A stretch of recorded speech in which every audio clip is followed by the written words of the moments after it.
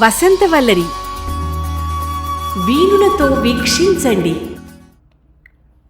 వసంతవల్లరికి స్వాగతం. ఈనాటి వసంతవల్లరిలో నేను మీకు వినిపించబోతున్న కథ పేరు ఎక్కడిదాకా ఈ ప్రయాణం. రచన శ్రీమతి అత్తలూరి విజయలక్ష్మి. వినండి, ఎక్కడిదాకా ఈ ప్రయాణం.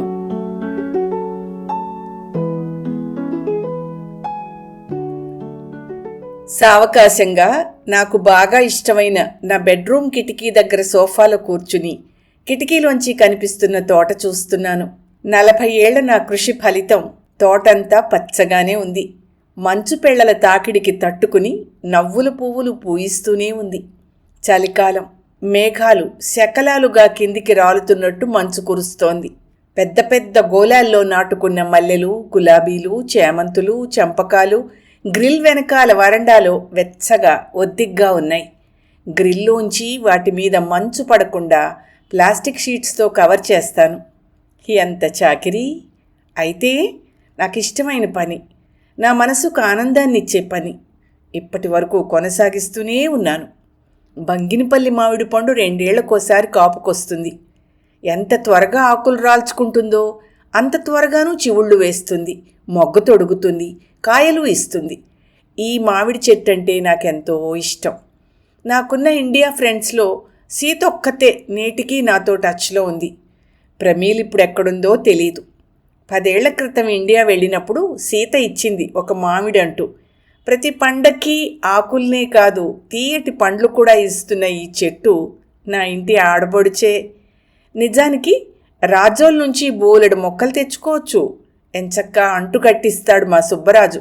కానీ అంతర్జాతీయ విమాన సర్వీసుల నియమం ప్రకారం ఎలాంటి విత్తనాలు, మొక్కలు, ఆకులు తీసుకుని రావడం నిషిద్ధం. ఆ నిషిద్ధం లేకపోయుంటే ఈ డాలస్లో అర్వింగ్లోని ఈ ఇల్లు కూడా రాజోలిల్లంత పెరటి తోటలా ఉండేది. తలెత్తి చూశాను. ఆకాశంలో చిన్న చిన్న మెరుపులు. నక్షత్రమండలం వైపేదో శోధించడానికి సాగుతోంది ఒక విమానం. మబ్బులను చీల్చుకుంటూ ఎక్కడో దాగిన మరో ప్రపంచం వైపు వెళ్తుంది కాబోలు అనుకునేదాన్ని చిన్నప్పుడు. నా ఆలోచనలు 65 ఏళ్లు వెనక్కి వెళ్ళాయి.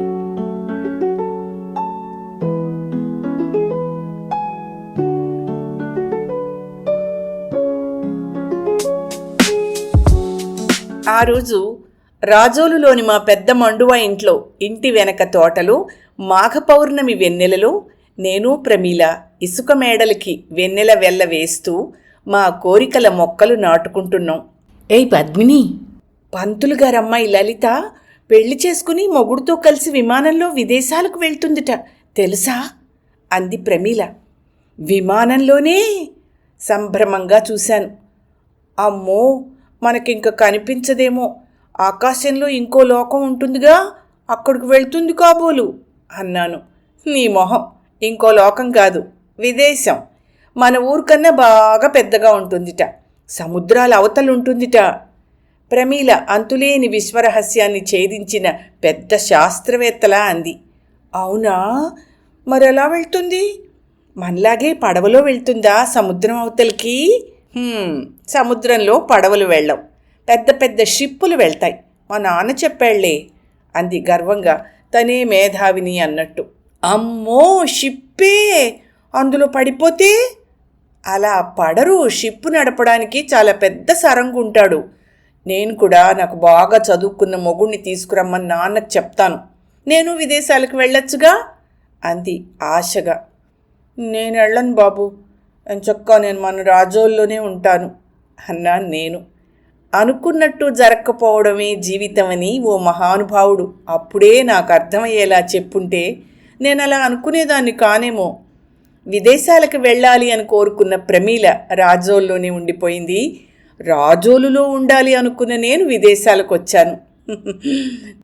నాకు భయమే, నేను విమానం ఎక్కను అని ఏడుస్తుంటే, పిరికిదానివి, నీకు విదేశాల్లో ఉద్యోగం చేసే మొగుడు రావడం ఏమిటి, నాకు ఈ రైతు రావడం ఏమిటి? నేనన్నా పెళ్ళాడాను కాదు మీ ఆయన్ని అంది ప్రమీల అచ్చు కన్యాశుల్కంలో సుబ్బమ్మతో. గిరీశం గారిని నువ్వు పెళ్ళాడకపోతే నేనాడతానే అన్న ఆమె స్నేహితురాల్లాగా. బామ్మ, మా ఆయన్ని ప్రమీల ప్రేమించేస్తోందే అన్నాను బామ్మతో. చీ, తప్పు, అలా అనకూడదు అంది బామ్మ మందలింపుగా. నిజం బామ్మ, కావాలంటే దాన్నే అడుగు. దానికేమో రైతు మొగుడయ్యట, విమానంలో తిప్పలేట, అందుకే అతనంటే దానికి ఇష్టం లేదుట అన్నాను. తలరాతనెవరు మార్చగలరే? నీకు మహారాజభోగం ఉంది, అందుకే అమెరికా వెళ్తున్నావు అంది బామ్మ. రెక్కల గుర్రం మీద రాజకుమారుడొచ్చి నన్ను రెక్కల గుర్రం ఎక్కించుకుని వెళ్ళినట్టు నా భర్త అనే రాజకుమారుడొచ్చి నా మెడలో తాళి కట్టి నన్ను రెక్కలు చాచిన విమానంలో ఎత్తుకునే వెళ్ళాడు. విశాలమైన ప్రాంగణంలో అనేక భవన సముదాయాల మధ్యనున్న ఒక భవనంలో బొమ్మరిల్లు లాంటి ఇంట్లో నా జీవితం ప్రారంభమైంది. ఇంత చిన్న ఇల్లా? ఇక్కడ వంటగది ఇది? అడిగాను. ఇదే వంటగది, ఇదే అతిథులొస్తే కూర్చునే గది, ఇదే మనం అన్నాలు తినే భోజనాల గది అన్నారాయన. పెరట్లో భూమిలో పాతిన రోలుల గట్టులో పాతి ఉన్న స్టవ్, గోడలో దూర్చిన ఫ్రిడ్జ్, అక్కడే ఓ పక్క ఏర్పాటు చేసిన సింక్, అందులో వేడినీళ్లు చన్నీళ్లు విడివిడిగా వచ్చే 2 ట్యాపులు, సోఫాలు, మంచం, చెట్లు లేకుండానే చల్లదనాన్నిస్తున్న ఏసీ. ఇదే కాబోలు ఆకాశం అవతలున్న వింతలోకం అనుకున్నాను. ఆ స్టవ్ వెలిగించడానికి, ఆ బాత్రూములు వాడడానికి, ఆ డిష్ వాషర్లో అంట్ల గిన్నెలు కడగడం నేర్చుకోవడానికి నాకు చాలా సమయం పట్టింది. ఆయన అన్నీ ఓర్పుగా నేర్పుగా చెప్తూ నన్ను ఆ వింతలోకానికి అలవాటు చేశారు. ముందు 2 ఏళ్లకొకసారి, తర్వాత 4 ఏళ్లకొకసారి, ఆ తర్వాత 10 ఏళ్లకొకే ఒక్కసారి, అదే ఆఖరిసారి. అమ్మ, నాన్న, బామ్మ అందరూ నన్ను వదిలి వెళ్ళిపోయారు. ఇంక నాకు ఇండియాతో అనుబంధం లేదు. నా నెచ్చెలి ప్రమీల కూడా కొంతకాలానికి వాళ్ళ పొలాలన్నీ కౌలుకిచ్చి పట్నం వెళ్లారని తెలిసింది. అయితే ఈ మార్పుల కన్నా ముందే నా జీవితంలో మార్పు మొదలయ్యింది. అది నా భర్త తీసుకునొచ్చిన మార్పు. మా కాపురం మొదలైన కొన్నాళ్లకి ఆయన నన్ను దగ్గర కూర్చోపెట్టుకుని ఎంతో ప్రేమగా చిన్నపిల్లకి చెప్తున్నట్టు, చూడు, నువ్వు చదువుకోవాలి పద్మిని, చదువుకుని ఉద్యోగం చెయ్యాలి అన్నారు. నేనా? చంద్రమండలానికి వెళ్ళాలి పద్మిని అని చెప్తుంటే విస్తుపోయినట్టే చూశాను. అవును పద్మిని, నువ్వే చదువుకోవాలి, నేను చదివిస్తాగా. ఈ దేశంలో భార్యాభర్తలిద్దరూ ఉద్యోగాలు చేయాలి. చదువు లేకపోతే ఇంగ్లీష్ ఎలా అర్థమవుతుంది చెప్పు?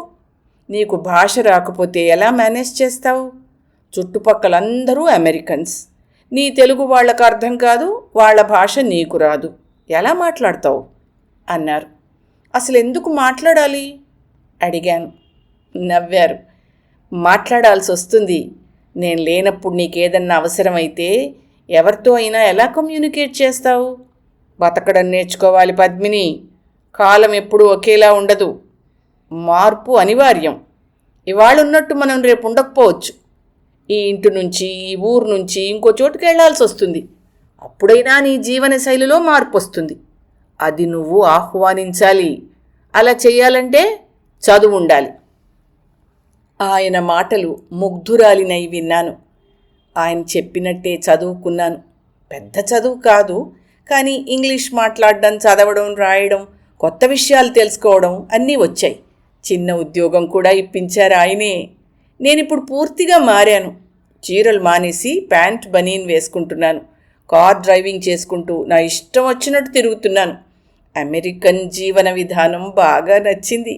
ఆ విధానానికి అలవాటు పడి జీవించడం కూడా వచ్చింది. నీడనిచ్చిన చెట్లనే నరికివేసే మానవజాతి కదా నాది. అందుకే పల్లెటూరి గబ్బిలాయినైన నన్ను నగిశీలు చెక్కిన శిల్పంగా మార్చి జీవించడం నేర్పిన నా భర్తకి చాలా ఈజీగా ద్రోహం చేశాను. నాతో పనిచేసే రాబర్ట్ మోజులో పడి అమెరికా జీవితంలోని స్వేచ్ఛని ఆధారం చేసుకుని ఆయనకి అన్యాయం చేశాను. ఆయనని వదిలి రాబర్ట్తో జీవించడం మొదలుపెట్టాను. ఆ రోజు నేను రాబర్ట్ని ప్రేమిస్తున్నాను అని చెప్పిన రోజు ఆయన మొహంలో కనిపించిన షాక్ ఇప్పటికీ నన్ను వెంటాడుతూనే ఉంది. నీ స్వేచ్ఛకి నేను అడ్డురాను పద్మిని, కానీ నిర్ణయం తీసుకునే ముందు ఆలోచించుకో.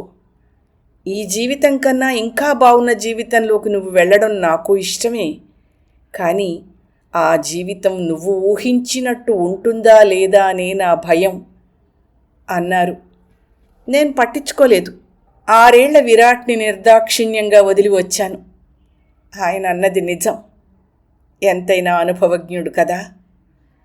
సరిగ్గా 5 ఏళ్ల తర్వాత రాబర్ట్కి నాకు మధ్య విభేదాలొచ్చాయి. గెట్ అవుట్ అంటే గెట్ అవుట్ అనుకుని విడిపోయాం. అప్పటికి విరాట్కి 11 ఏళ్ళు. వాడిని కంటికి రెప్పలా చూసుకున్న ఆయన దగ్గరికి వెళ్ళి బాబుని నాకు ఇవ్వండి అని అడగలేకపోయాను. కానీ నా మనసు మాత్రం అడగాలని, నా బాబును తెచ్చుకోవాలని తహతహలాడింది. ఆయనకి నా మనసెలా అర్థమైందో తనే విరాట్ను తీసుకున్న నా దగ్గరకు వచ్చారు. ఫ్యూచర్ ఏం చేయాలనుకుంటున్నావు అని అడిగారు. నేనేమీ మాట్లాడలేదు.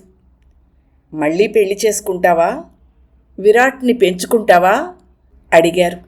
అదేంటి, నా దగ్గరకు వస్తావా అని అడుగుతారేమో అనుకున్నాను. ఎలా అడుగుతారులే, ఒకసారి తనని కాదని బయటకొచ్చాక ఎలా అడుగుతారు? ఎంత మంచివాడైనా దేవుడు కాదుగా. నేను సమాధానం చెప్పలేకపోయాను. నా మనస్సు మాత్రం ఆయన దగ్గరికి వెళ్ళడానికి సిద్ధంగా ఉండు అని చెప్తున్నట్టు అనిపించింది. తొందరపడకుండా బాగా ఆలోచించి చెప్పు. కొన్ని కోల్పోతే తిరిగి పొందలేం, కొన్ని పొందినా వాటిని కాపాడుకోలేం. మనం మనుషులం. బలహీనత మన లక్షణం. దాని గురించి బాధపడక్కర్లేదు. డబ్బేమన్నా కావాలా అడిగారు. నాకు ఏడుపు ముంచుకొచ్చింది. మీతో వచ్చేస్తా అన్నాను. ఆయన నవ్వారు. రేపు చెప్పు అంటూ వెళ్ళిపోయారు. అంతే. నేను విరాట్ మాత్రం మిగులుతామని నేను ఆ క్షణం ఊహించలేదు. ఆయన గుండె ఎంత ఒత్తిడికి గురయిందో, ఆయన ఎంత మానసిక క్షోభ అనుభవించారో. క్షణంలో ప్రమాదం జరిగి స్పాట్లో పోయారు. పోలీసులు, ఎంక్వైరీలు, కేసు కాకుండా ప్రయత్నాలు. రాబర్ట్ ఒక స్నేహితుడిలా సాయం చేశాడు. మన దేశంలో మనస్తత్వాలకి, ఇక్కడ మనుషుల మనస్తత్వాలకి అదే తేడా. కలిసి ఉన్నా విడిపోయినా వాళ్ళు కేవలం స్నేహితులుగానే ఉంటారు. ఏదైనా అవసరం ఉంటే చెప్పు, నేను సదా నీకు సాయం చేయడానికి సిద్ధంగా ఉంటాను అని మాటిచ్చి వెళ్ళిపోయాడు రాబర్ట్. ఆ క్షణం నా భర్త స్థానంలో ఆయన నా మనసులో నిండిపోతే రాబర్ట్ ఒక స్నేహితుడిగా జారిపోయాడు. నాలో భారతీయ స్త్రీ మూలాలు ఉన్నందుకేనా ఏమో.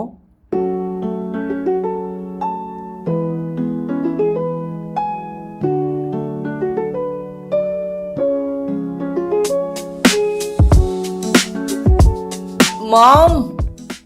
ఉలిక్కిపడ్డాను. విరాట్ చక్రాల కుర్చీ జరుపుకుంటూ వచ్చాడు. I'm hungry. వాడి వైపు చూశాను. నెరిసిన గడ్డం, బట్ట తల మీద 4 వెంట్రుకలు.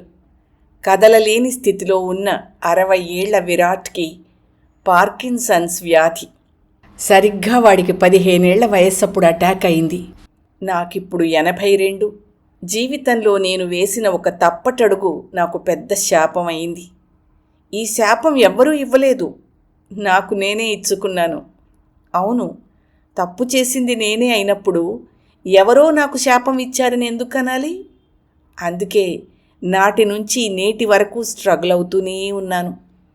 ప్రతి క్షణం నా భర్త 4 అక్షరాలు నేర్పిస్తూ, బతకడం నేర్చుకోవాలి పద్మిని, కాలం ఎప్పుడూ ఒకేలా ఉండదు అన్న మాటలని వేదమంత్రాలుగా పఠిస్తూ, వాటి నుంచి వచ్చే పాజిటివ్ వైబ్రేషన్స్ అణువణువు నింపుకుంటూ, జీవితంతో పోరాడుతూ, గెలుస్తూ, ఓడుతూ జీవిస్తూనే ఉన్నాను. జీవిస్తూనే ఉంటా చివరి వరకు. ఇలా ఈ మెదడు పనిచేయని వృద్ధుడుగా మారుతున్న నా పసివాడితో ఒంటరిగా. Faithless is he that says farewell when the road డార్కన్స్.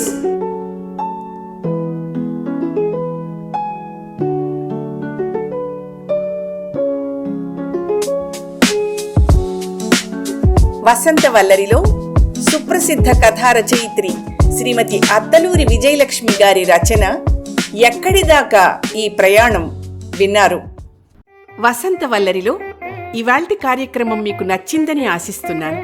అందుకే లైక్ చేసి మీ మిత్రులకు బంధువులకు లింక్ను షేర్ చేసి మీ అమూల్యమైన అభిప్రాయాన్ని నాకు కామెంట్ బాక్స్లో తెలియచేయమని, వసంతవల్లరికి సబ్స్క్రైబ్ చేయమని విన్నవించుకుంటూ మీ వసంతలక్ష్మి అయ్యగారికి సెలవు మరి. Thank you. వసంతవల్లరి మిత్రులు, శ్రేయోభిలాషులు, వీక్షకులు, శ్రోతలు అందరికీ ఒక విజ్ఞప్తి. గతంలో లాగానే ఎప్పటికప్పుడు నా కథలను విని స్పందన తెలియచేయమని కోరుతూ, నేను చదివిన కథ మీకు బాగా నచ్చినట్టయితే తప్పకుండా హైప్ ఆప్షన్ నొక్కి నన్ను ప్రోత్సహిస్తారు కదూ.